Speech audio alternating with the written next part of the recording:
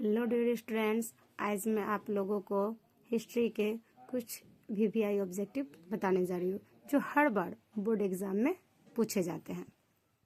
जो इस प्रकार है, अकबर एक महान शासक था। वह मुगल वंश का संस्थापक था। इसके बारे में बताना है कि ये जो दो कथन दिए हुए, कथन एक है कि अकबर एक महान शासक था, कथन दो है कि वह मुगल वंश का संस्थापक था। इस दोनों कथन में कौन सा कथन सही है? अगर कथन एक सही है तो कथन दो उसकी सही व्याख्या करता है कि नहीं, यह बताना है। तो इसमें है कथन एक सत्य है लेकिन कथन दो असत्य है। क्यों? अकबर तो एक महान शासक था, ये तो सत्य है, लेकिन वह मुगल वंश का संस्थापक नहीं था। मुगल वंश का जो संस्थापक था वो बाबर था, इसीलिए कथन दो क्या हो जाएगा? असत्य हो जाएगा। पंच चिन्ह वाले सिक्के बने होते थे, तो पंच चिन्ह वाले सिक्के क्या चीज के बने होते थे? चांदी के बने होते थे। पंच चिन्ह वाले सिक्के क्या चीज के बने होते थे? चांदी के बने होते थे। स्थापत्य कला का सबसे अधिक विकास किसके समय में हुआ है? तो स्थापत्य कला जो है, मतलब कला में, स्थापत्य कला में आ जाएगा किसी भी मूर्ति का निर्माण होना, महल का निर्माण कराना, किसी भी चीज का जो होता है, तो ये सबसे ज्यादा किस समय में हुआ था? शाहजहां के समय में। तो स्थापत्य कला का सबसे अधिक विकास शाहजहां के समय में हुआ था। नेक्स्ट है, किस प्रशासकीय सुधार के लिए शेर शाह खास तौर पर जाना जाता है? किस सुधार के लिए? तो भूमि सुधार व्यवस्था के लिए।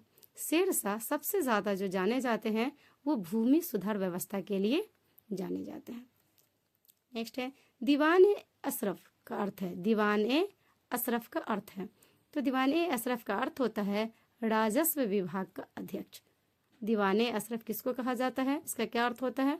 राजस्व विभाग का अध्यक्ष। आपको ऐसे भी पूछ सकते हैं कि राजस्व विभाग का अध्यक्ष किस नाम से जाने जाते हैं? तो दीवान ए अशरफ के। नेक्स्ट है, औरंगजेब ने अपने जीवन का अंतिम भाग कहाँ बिताया था? तो औरंगजेब ने अपने जीवन का अंतिम भाग जो है वो दक्षिणी भारत में बिताया था। कहाँ बिताया था? दक्षिणी भारत में। औरंगजेब ने अपने जीवन का अंतिम भाग दक्षिणी भारत में बिताया था। अकबर ने टोडरमल को दीवाने अशरफ कब नियुक्त किया? दीवाने अशरफ अभी बताए हैं, राजस्व विभाग का अध्यक्ष जो होता है। तो अकबर ने टोडरमल को दीवाने अशरफ मीन्स राजस्व विभाग का जो अध्यक्ष है वो कब नियुक्त किया था? तो 1582 ईस्वी में। कब नियुक्त किया था? 1582 ईस्वी में। किसको नियुक्त किया था? तो टोडरमल को। और क्या नियुक्त किया था? दीवाने अशरफ। भारत का प्रथम मुगल शासक कौन था? तो भारत का प्रथम मुगल शासक बताए थे बाबर। जो दिया हुआ था फर्स्ट क्वेश्चन में कि अकबर था, तो अकबर नहीं था ना, कौन था? बाबर था। अकबर जो है वो तीसरे थे, मुगल वंश के कैमे शासक थे, तो तीसरे। पानीपत का प्रथम युद्ध किस वर्ष हुआ था? तो पानीपत का प्रथम युद्ध 1526 ईस्वी में हुआ था। बाबर और इब्राहिम लोदी के बीच में हुआ था। नेक्स्ट क्वेश्चन की तरफ चलते हैं। नेक्स्ट क्वेश्चन है, ताजमहल का निर्माण किसने करवाया? ये तो सभी को पता होगा कि ताजमहल का निर्माण किसने करवाया है? तो शाहजहां ने। किसने करवाया था? शाहजहां ने करवाया था। ठीक है। अकबर का वित्त मंत्री कौन था? अकबर का वित्त मंत्री तो टोडरमल था। अकबर का वित्त मंत्री कौन था? टोडरमल। नेक्स्ट है, शेर शाह ने किस मुगल सम्राट को हराया था? शेर शाह ने किस मुगल सम्राट को हराया था? तो हुमायूं को। शेर शाह ने किस मुगल सम्राट को हरा दिया था? हुमायूं को। सुलह कुल का शाब्दिक मतलब क्या है? सुलह, सुलह मिस होता है ये कि अगर कोई युद्ध हो, लड़ाई झगड़ा हो, तो उसके बाद जो लोग मिल जाते हैं तो वो क्या कहलाता है? सुलह। तो सुलह कुल, उसमें क्या होगा? सार्वभौमिक शांति। शांति आएगी युद्ध के बाद अगर सुलह होगा तो सार्वभौमिक शांति। नेक्स्ट है, 1556 में पानीपत की दूसरी लड़ाई, एक ऑब्जेक्टिव आपका याद रखिएगा कि पानीपत की दूसरी लड़ाई कब हुई थी? 1556 में। अब पानीपत का प्रथम युद्ध कब हुआ था? तो 1526 ईस्वी में। अकबर ने किसे हराया था? तो 1556 में पानीपत की दूसरी लड़ाई किस किस के बीच हुई थी? अकबर और हेमू के, जिसका नाम हेमचंद्र विक्रमदेव था। उसे लोग क्या बोलते थे? हेमू बोलते थे। तो अकबर और हेमू के बीच में हुआ था, जिसमें अकबर की जीत हुई थी, हेमू क्या हो गया था? हार गया था। तो 1556 में पानीपत की दूसरी लड़ाई में अकबर ने किसे हराया था? हेमू को। नेक्स्ट है जीतल क्या था। जीतल, तो जीतल जो है वो एक सिक्का था। जीतल क्या था, एक सिक्का। सलीम चिश्ती की दरगाह कहाँ अवस्थित है, तो सलीम चिश्ती की दरगाह जो है वो आगरा में है। सलीम चिश्ती की दरगाह कहाँ है, आगरा में। भारत में मुगल वंश का संस्थापक कौन था, पीछे भी क्वेश्चन था ये, बाबर। मुगल वंश का संस्थापक कौन था, मुगल वंश की स्थापना किसने किया था, बाबर ने। शेर शाह ने चौसा के युद्ध में किसे पराजित किया, मतलब किसे हराया। शेर शाह ने चौसा के युद्ध में किसे हराया था, तो हुमायूं को। जीतल किस धातु का होता था, अभी पढ़े हैं कि जीतल क्या था, तो एक सिक्का था। जीतल क्या था, एक सिक्का था। जीतल किस धातु का होता था, तो चांदी का। जीतल जो सिक्का होता था ना, तो सोना का सिक्का, चांदी का सिक्का, तांबा का सिक्का, किस चीज का सिक्का होता था, तो चांदी का सिक्का होता था। जहांगीर का शासन काल कब था, तो जहांगीर का जो शासन काल था वो कब था, 1605 ईस्वी से लेकर के 1627 ईस्वी। 1605 से लेकर के 1627 ईस्वी के बीच। नवरत्न किसके दरबार में थे, नवरत्न किसके दरबार में थे, तो नवरत्न किसके, अकबर के दरबार में थे। नवरत्न किसके दरबार में थे, अकबर के। निम्नलिखित इतिहासकारों में कौन अकबर का समकालीन था, निम्नलिखित इतिहासकारों में कौन अकबर का समकालीन था, तो बदायूनी। अकबर का संरक्षक कौन था, बैरम खां। अकबर के संरक्षक कौन थे, तो बैरम खां। बैरम खां कौन थे, अकबर का संरक्षक। अकबर ने दीने इलाही कब शुरू किया था, अकबर ने दीने इलाही, ये भी ऑब्जेक्टिव पूछा जाता है कि दीने इलाही किससे संबंधित है, तो अकबर से। दीने इलाही किससे संबंधित है, अकबर से। और अकबर ने दीने इलाही कब शुरू किया, तो कब किया था, 1582 ईस्वी में। तो देखिए इसके जो प्रश्न बन रहे हैं कि दीने इलाही किससे संबंधित है, अकबर से। अकबर ने किसने दीने इलाही शुरू किया था, तो अकबर ने। अकबर ने दीने इलाही कब शुरू किया, तो 1582 ईस्वी में। नेक्स्ट प्रश्न है, फतेहपुर सिकरी को राजधानी किसने बनाया। फतेहपुर सिकरी को राजधानी किसने बनाया, तो अकबर ने। पानीपत के प्रथम युद्ध में बाबर ने किसे पराजित किया था, तो इब्राहिम लोदी को। बताए हैं कि पानीपत का प्रथम युद्ध कब हुआ था, 1526 ईस्वी में। किस किस के बीच हुआ था, तो बाबर और इब्राहिम लोदी के बीच में हुआ था, जिसमें बाबर ने क्या किया था, इब्राहिम लोदी को हरा दिया था। सुलह कुल की नीति किसकी थी, अभी बताए थे सुलह कुल। सुलह कुल क्या होता है, सार्वभौमिक शांति। पढ़ा है कि सुलह कुल क्या होता है, सार्वभौमिक शांति होता है। सुलह कुल के मीन्स होता है। तो ये बताया जा रहा है, यहाँ क्वेश्चन पूछ रहा है सुलह कुल की नीति किसकी थी, तो अकबर की। सुलह कुल की नीति किसकी थी, अकबर की। नेक्स्ट है, किस मुगल शासक ने हिंदुओं पर से जाजिया कर हटा दिया था। किस मुगल शासक ने, तो अकबर ने। अकबर ने क्या किया था, हिंदुओं पर से जाजिया कर और यात्रा कर, जो तीर्थ यात्रा कर लगता था, उन सभी करों को क्या किया था, हटा दिया था।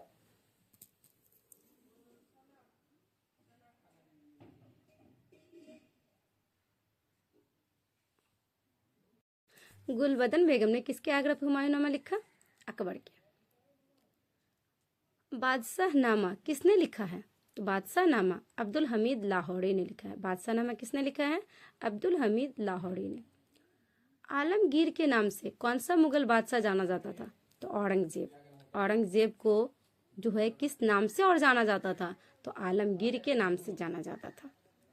जाजिया किससे लिया जाता था, तो जाजिया जो है वो जिम्मियों से लिया जाता था। जाजिया कर किससे लिया जाता था, जिम्मियों से लिया जाता था।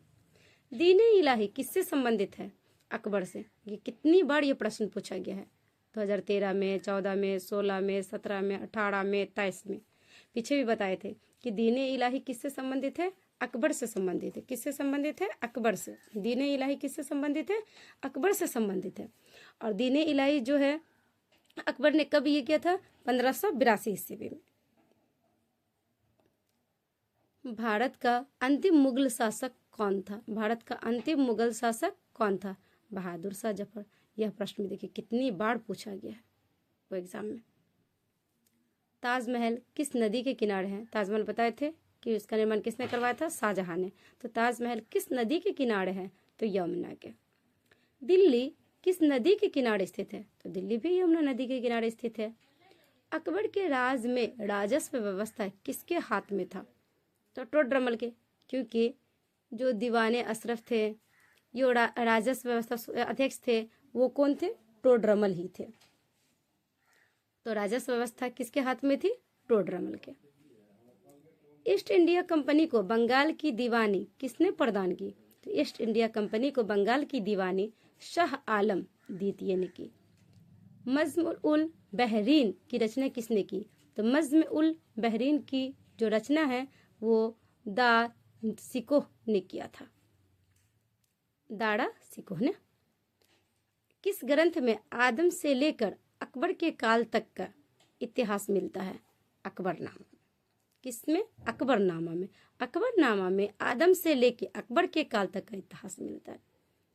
मुगल दरबार में अभिवादन का तरीका कैसा होता था?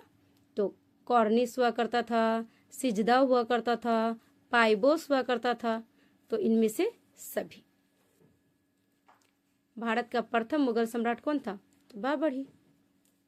अकबर निम्नलिखित में से किस पर अधिकार नहीं कर सका? तो अकबर जो है मेवाड़ पे अधिकार नहीं कर सका। इसके अलावा सभी पे अधिकार किया था। मारवाड़ पे किया था, जोधपुर पे किया था, चित्तौड़ पे किया था, सभी पे अधिकार कर लिया था। किस पे नहीं कर सका था? मेवाड़ पे नहीं कर सका था।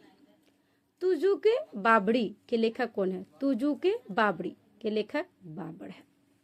मुगल प्रशासन में जिलों को किस नाम से जाना जाता है? तो मुगल प्रशासन में जिले को सरकार के नाम से जाना जाता है। भारत में मुगल साम्राज्य की स्थापना कब हुई? तो भारत में मुगल साम्राज्य की स्थापना 1526 ईस्वी में हुई थी। पानीपत का द्वितीय युद्ध कब हुआ? पढ़ाए थे कि पानीपत का द्वितीय युद्ध 1556 ईस्वी में हुआ था। कब हुआ था? 1556 ईस्वी में। बाबर द्वारा कौन सा ग्रंथ लिखा गया है? बाबर द्वारा बाबरनामा लिखा गया है।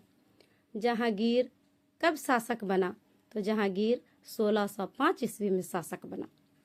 नूरजहां का संबंध किसके शासनकाल से है? तो नूरजहां का संबंध जहांगीर के शासनकाल से है। चौसा का युद्ध कब हुआ था? तो चौसा का युद्ध 1539 ईस्वी में हुआ था। कब हुआ था? 1539 ईस्वी में। मुगल काल में कृषि भूमि को कितने भागों में बांटा जाता था? तो 4। वो चाचर, बंजर, ये सब जो है 4 भागों में बांटा गया था। दहसाला प्रणाली किस शासक ने शुरू किया था? अकबर ने। वह भूमि जो मुगल सम्राट के स्वामित्व में था उसे क्या कहा जाता था? तो खालसा। नेक्स्ट है मनसबदारी।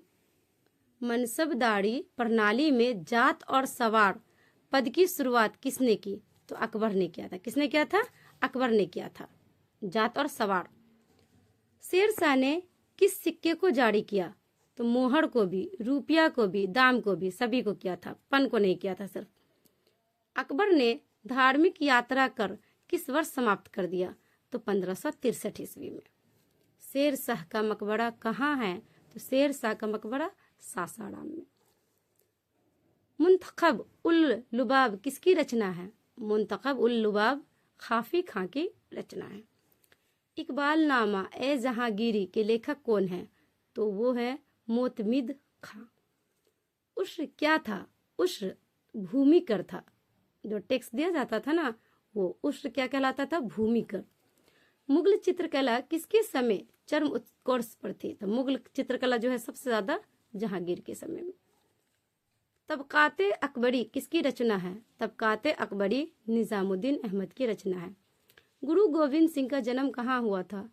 पटना में। मुगल काल के भारतीय फारसी स्रोत की शान दर्शाने के लिए किस शब्द का इस्तेमाल करते हैं? तो रैयत, मुजरियान, आसामी, सभी। बाबर में बाबरनामा किस भाषा में लिखा है? तो बाबर ने बाबरनामा उर्दू में लिखा है। फारस से आने वाले मुसलमानों को क्या कहा जाता था? तो पारसिक कहा जाता था।